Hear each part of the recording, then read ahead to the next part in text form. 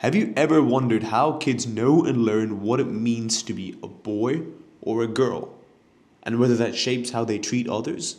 Today, we're diving into a new study that asks a big question. Can changing how kids see gender help create a kinder and more inclusive world? My name is Nishan Mahesh, and I have the pleasure to be talking to you today about how kids see gender and something called gender essentialism.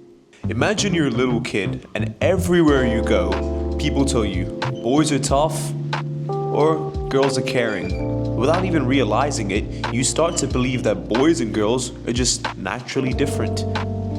That idea is called gender essentialism, and it shows up in everyday life way more than we think.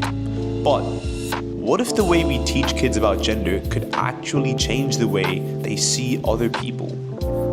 A new study by researchers from the University of Michigan, Fordham University, and Princeton University in the US wanted to find this out.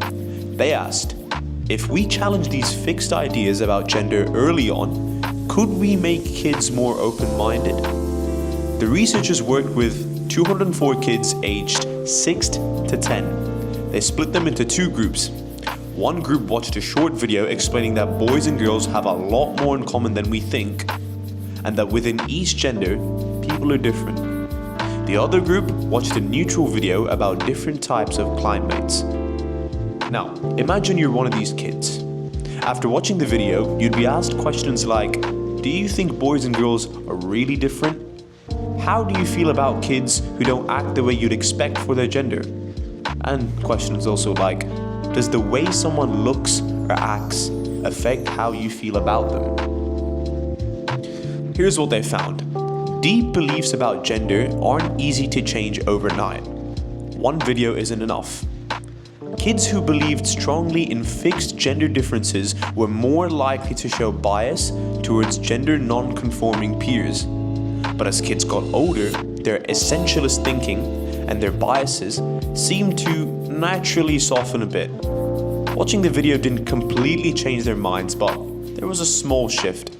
Kids became a little less likely to see gender as only two strict categories.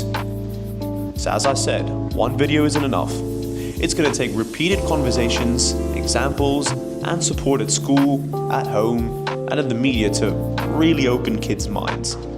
The study also reminds us that even though essentialism and prejudice are closely linked, one doesn't automatically cause the other. It's more complicated than that.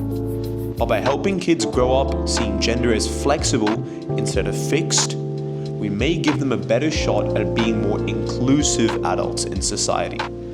But listen, at the end of the day, what we teach kids about gender today will help shape the kind of world they create tomorrow. So the real question is, how can we keep moving the conversation forward?